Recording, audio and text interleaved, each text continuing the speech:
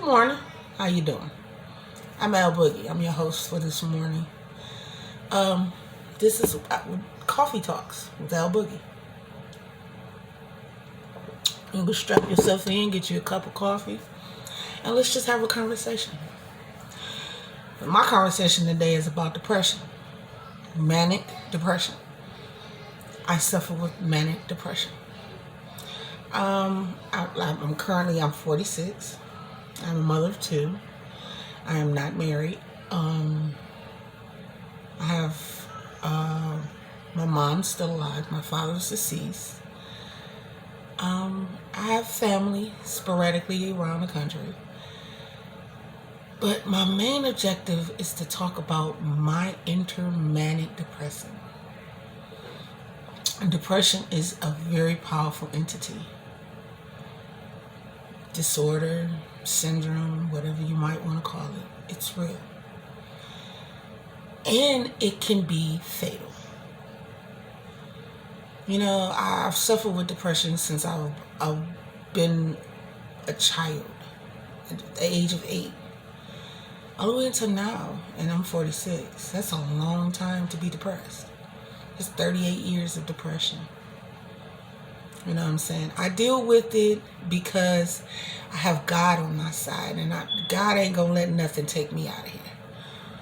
You know, I have a testimony, which would be another video. I could talk about that. But, you know, testifying with the fact that I have learned how to cope and to come to a degree of acceptance that I'm not going to have all good days. I'm not going to have all good weeks. I'm not going to have all good months because I'm a manic depressive. Manic depression is an overexertion of emotions, fluctuation of emotions, a very severe chemical imbalance of the brain, which has a tie to another disorder called bipolar disorder. It's a syndrome or a symptom or synapses of bipolar disorder. We'll get off into that. You experience a fluctuation of happiness, sadness, anger, weepy, despairing, any kind of feeling when you're a manic depressive. And it's not a characteristic that could be showed to tell you when you're having the depression. If you're a person that suffers with it often and abundantly, like myself, you don't have signs. It just triggers. Excuse me. It just triggers from different aspects of your day, different aspects of your life. It can be triggered. And if you're the type of person that is weak-willed, like I used to be, you have suicidal thoughts or homicidal thoughts or uselessness, worthlessness, self-destruction. You understand what I'm saying? Or self-sabotage. You do things like that. You know what I'm saying? I'm not a doctor. I'm not a psychiatrist. I'm just telling you my experience. I can wake up in the morning and I just don't want to move. Don't want to move, don't want to talk, don't want to turn the lights on, don't want to do my hair, don't want to get dressed. It's a form of depression. And it can get bad where you don't function during society at all. You can become a recluse, you can become an introvert, you can become anything when you're depressed. You know, if you get help with your depression, by all means, every little bit helps. It does. When you talk about it, it helps a little. But if you don't identify within yourself what's making you depressed, how your depression started, what you can do to alleviate your depression, depression can take over. And it can lead you to death. And that's not something people want to do. Sit back and get depressed and then want to kill themselves. Suicide is never the answer. Homicide is never the answer. prayer, steadfast sticking with the Lord, prayer, and knowing who you are.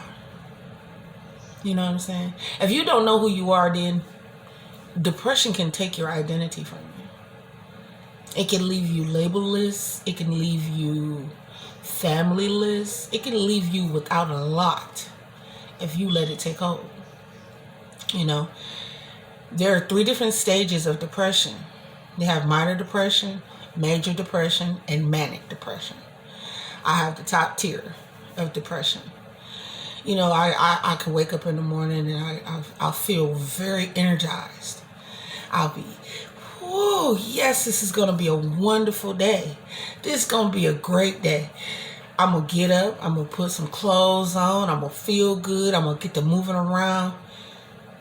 And in a blink of an eye, 5 seconds later, I could be crying my eyes out, mad at the world, don't want to move, just 5 seconds ago, I was happy, go lucky, and ready to get my day started. And then, like I said, in the blink of an eye, depression can hit that quick. And you can have a crash of emotions, happy, sad, mad, pissed, all that, with being a manic depressant. It doesn't have a color barrier. It doesn't have a gender barrier. Depression is depression. And when you're depressed, you can do a lot of things when you're depressed. You can either hurt yourself or hurt others. You could be allowed to be hurt by others or by yourself. It's all forms of it. You know what I'm saying? The ticket to getting help with depression is admitting that you're depressed. That's the first step of recovery. It's self-perseverance. The first law of nature. You have to tell yourself, okay, why am I depressed? What has made me feel like I'm depressed? What has happened to me that has depressed me? You know what I'm saying? I'm 46. And just a little bit of my life story. I had my own apartment. I had a 2-bedroom apartment, fully furnished. All bills paid, rent paid, all that. I stepped away from that and I took a leap of faith. And I came to Houston, Texas for a better environment, more opportunities, to be with other people, to meet and have other things happen in my life that was conducive to what I want to do. I do hair.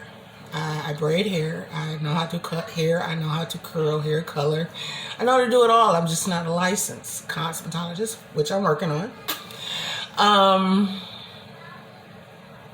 And I'm living with my cousin. I have an opportunity to get my own place, but I chose to get under my cousin's umbrella.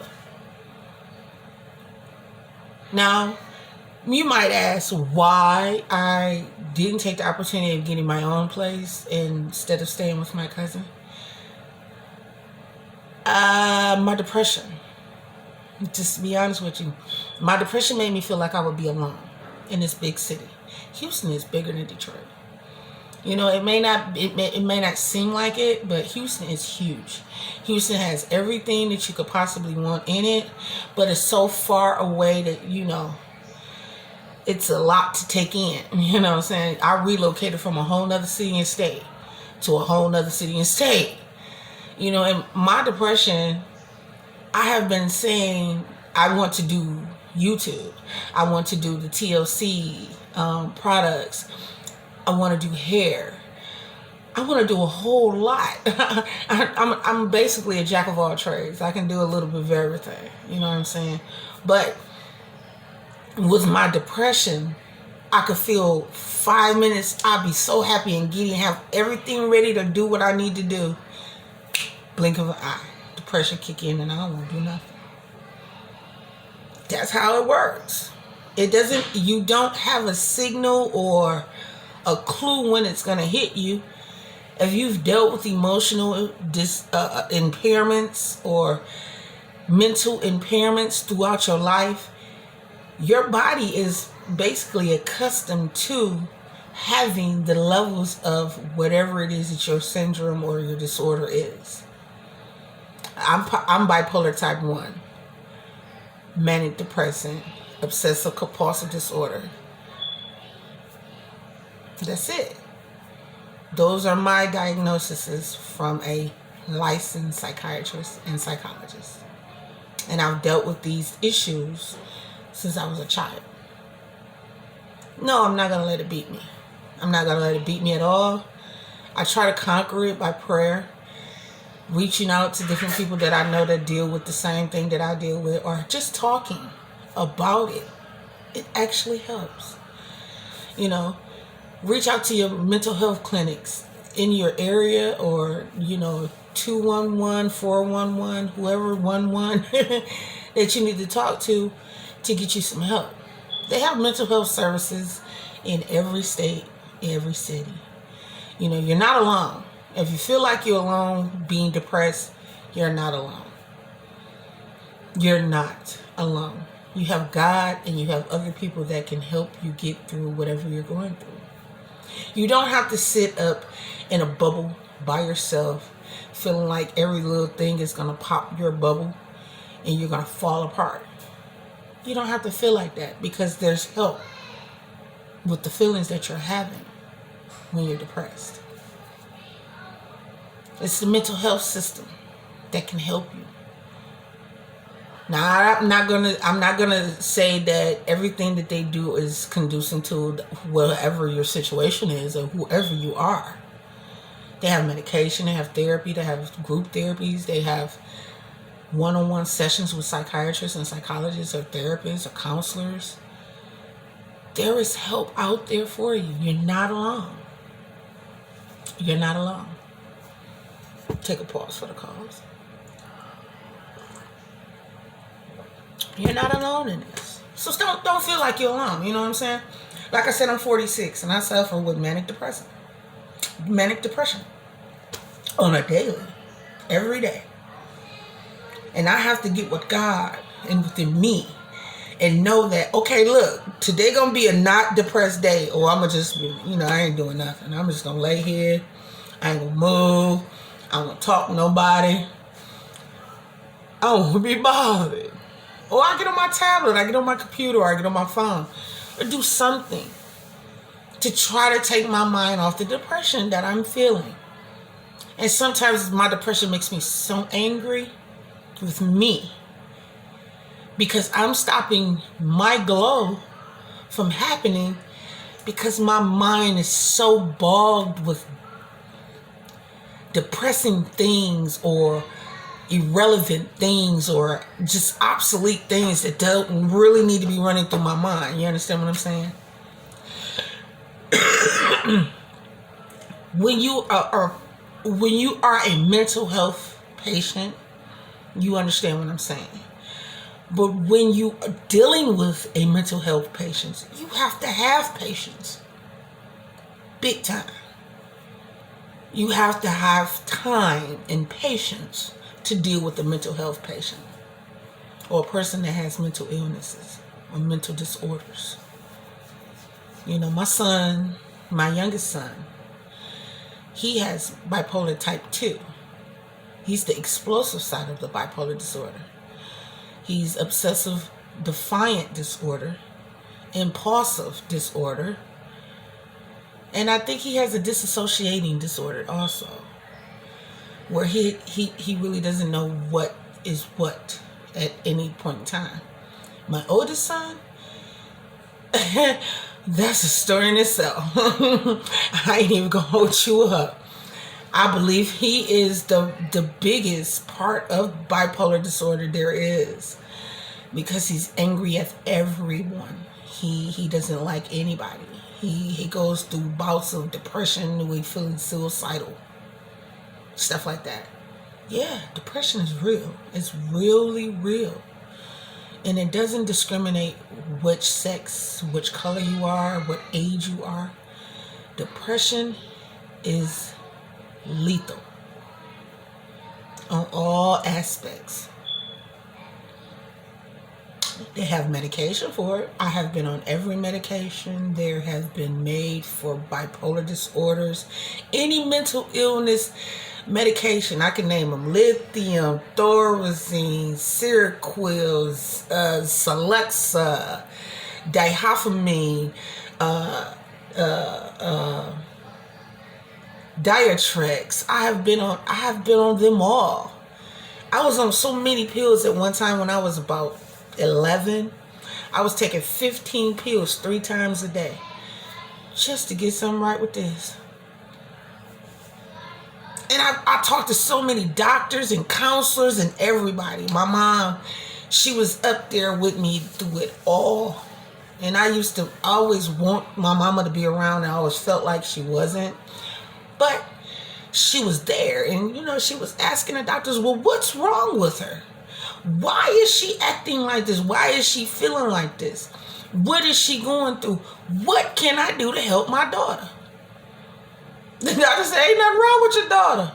It's your daughter. Your daughter got to figure that out. What's wrong with her? Because mentally, yeah, she got issues. But outwardly, ain't a thing wrong with her. Well, why y'all got her on all these medications? And that's to stabilize what's going on inside of her. I don't know, everybody. I don't know. But I took the medication. I blew up like a balloon. I was so sick because all the medications, the different medications, some of them would give you weight gain, some of them would give you weight loss. My body was in a temporal flux of medication at the age of 10 or 11, you know what I'm saying? When I was in Hawthorne Center. It's in Michigan. It's a psychiatric hospital for children. I don't know if it's still open or not, but Google it. It's real.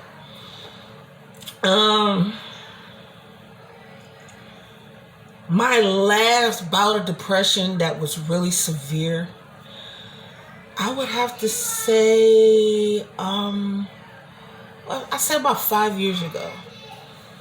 Like I said, this is a story time about depression, people. And I'm free to talk about it now because I'm dealing with my depression. I'm getting help with my depression. My depression is being helped by God. I don't no longer take any medications. I don't take no medical medication. I don't take no psychotropic medications. Only medication I take is heartburn medicine. And that's because if anybody that's a true subscriber of my channel knows that I had the gastric sleeve bypass operation 2 years ago. And I suffer with an excessive amount of heartburn. So I have one pill I take twice a day. That's it. And if I get in pain, I take these little bad boys right here. My Little Friends Aleve. Which, it's cool, but I don't take narcotic medications. I don't take oxys. I don't take Percocets. I don't take none of that. I take me some Aleve, and I take my heartburn medicine. That's it. And, to be official, last year of 2020, I say February 21st of 2020, I stopped taking all medication. I used to suffer with extremely high blood pressure. They had me on HCTZ. They had me on lisinopril, which almost killed me. They had me on Procardia. They had me on Lavonex. They had me on a whole bunch of different medications to deal with my depression. They had me on Celexa. They had me on Seroquel. They had me on Xanax. They had me on a whole bunch of stuff. Now, like I said, it's another story, but I had anaphylactic shock from the blood pressure medication, which is called lisinopril. I had a trach in my neck for 2 years from anaphylactic shock from lisinopril. My trach was removed January 20th, 2020. 1/20/2020 is when I had my trach taken out, which I am still healing, but it's only the dent that you can see, really, pretty much, and a little scarring around it. And they kept on trying to figure out why your blood pressure's out of control. Oh my God, they kept on trying to figure out a medication to give me. Then they put me on HCTZ and Catapress, and then they put me on hydralazine, and I was a drone. I actually felt like I was a flying drone, like, That's how I felt every day, all day. I felt drained. I didn't never have no energy. I was always hurting. I couldn't sleep hardly. I think I was getting maybe 2 or 3 hours out of a night. And out of a week, I might have slept maybe 6 hours out of a week.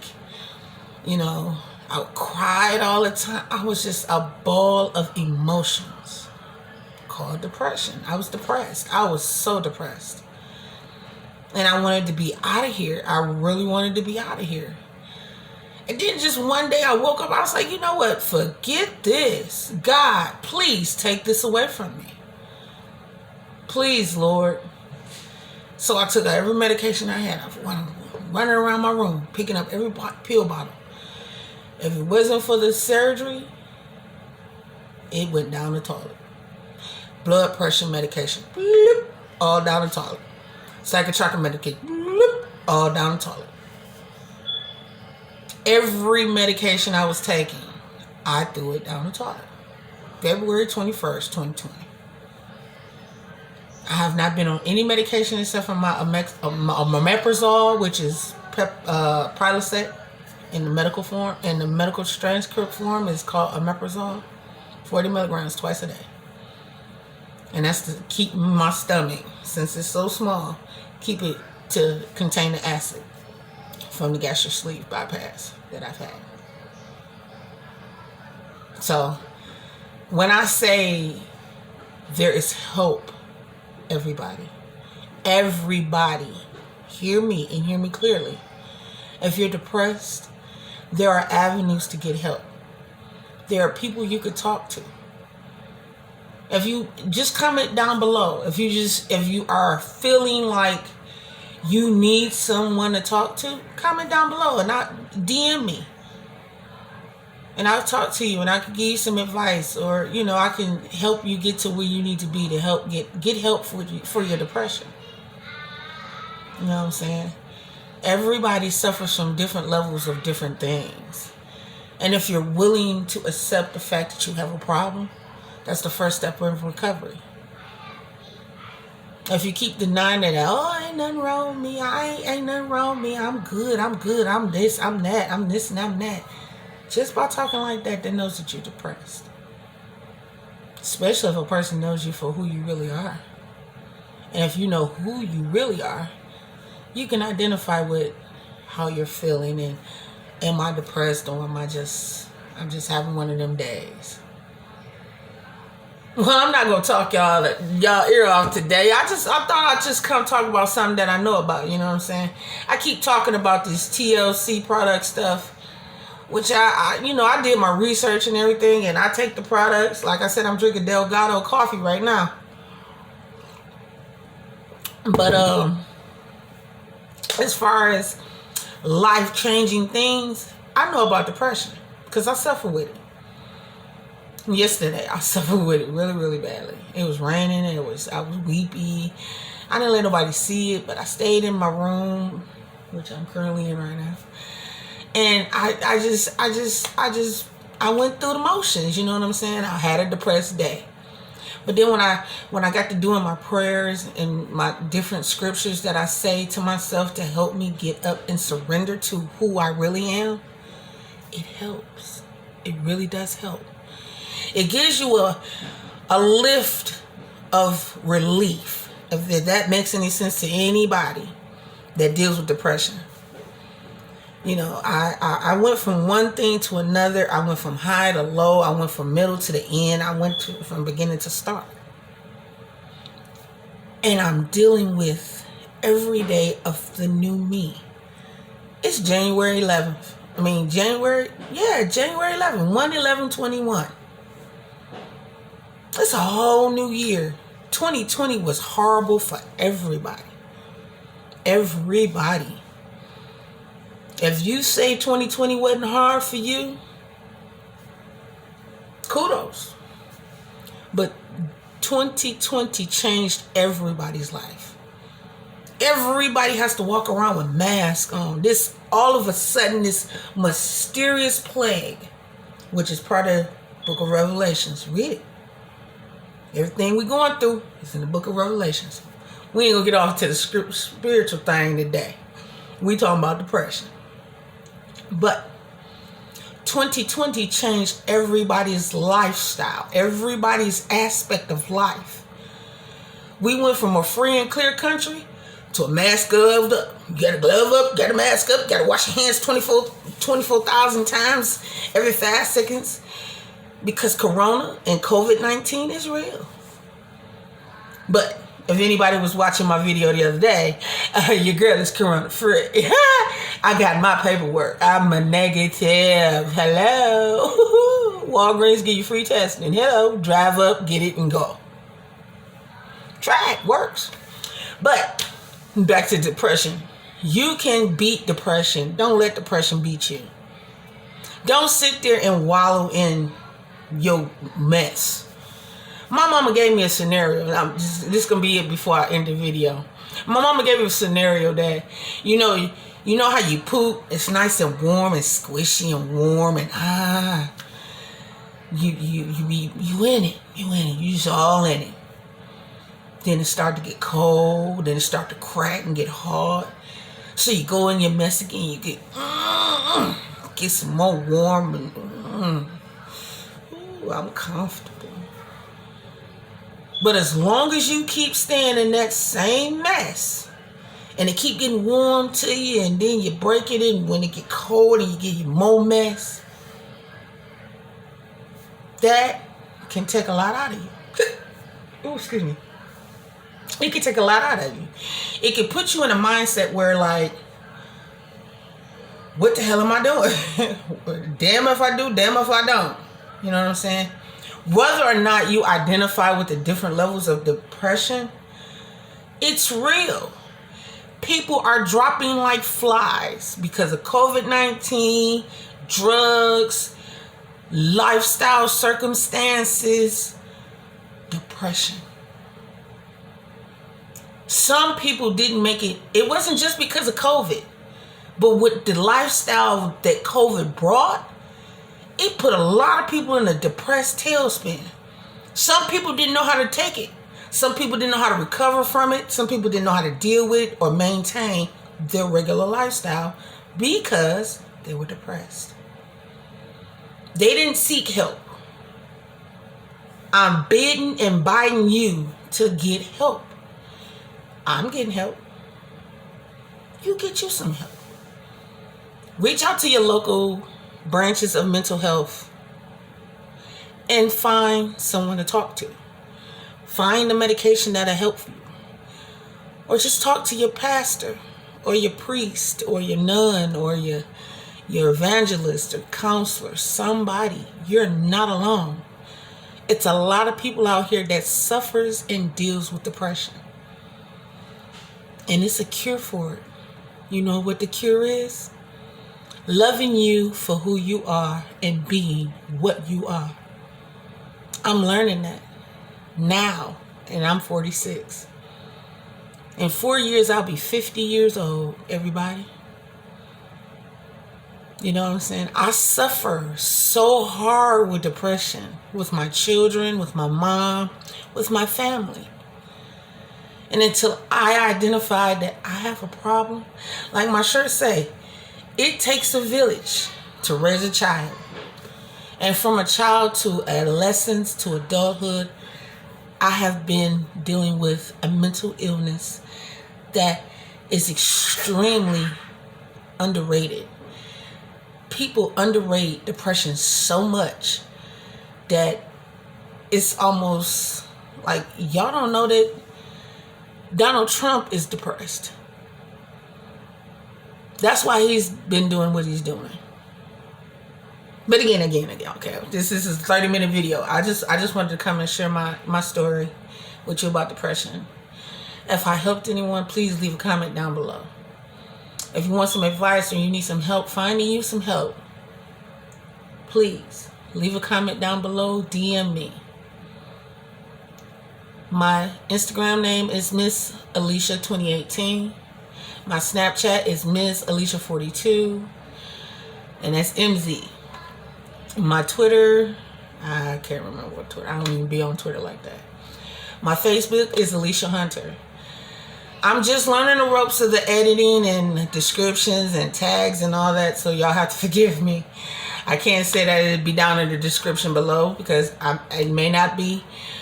But like, comment, subscribe, turn your post notifications on, and be prepared for the next video. The next video is gonna blow your mind. I'm telling you. I got a testimony, everybody. I have a testimony. I'm a living testimony. Until then, be sweet to yourself. Happy New Year. Welcome to 2021. We made it. Let's make it out together without depression. Talk to you soon. God bless. Stay sweet. Peace.